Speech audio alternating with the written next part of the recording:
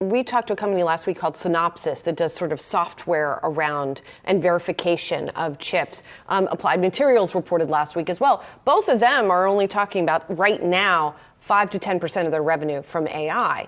So I guess the question is, at what point do you buy something that might have potential to 10x that, but over what time period, and when is it going to really ramp up?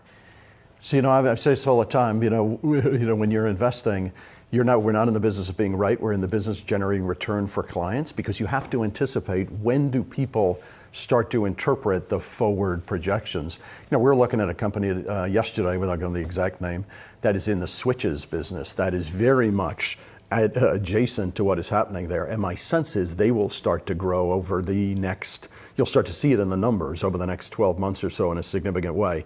That's where we start to, the ones that are, there's sort of the second derivative, third derivative, harder to invest in because you don't see the cash flow benefit for a really long time. But the ones with the closer adjacencies, those are the ones we're trying to, like you were describing, that we're trying to make sure we're aligned with today. By the way, it's just hard.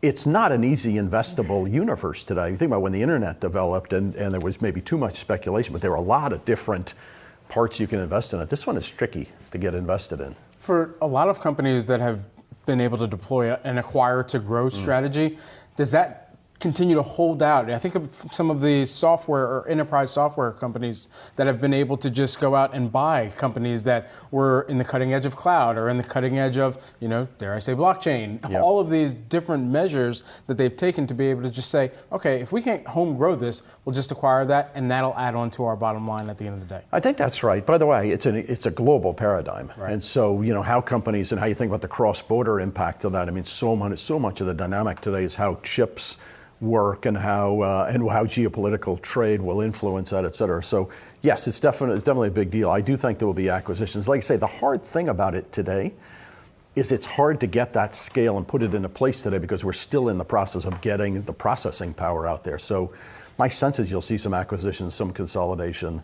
I also think there are areas in and around software that are going to be less utilized going forward as this takes place. So we're trying to also assess who are going to be not necessarily the winners, but whose business is cannibalized here.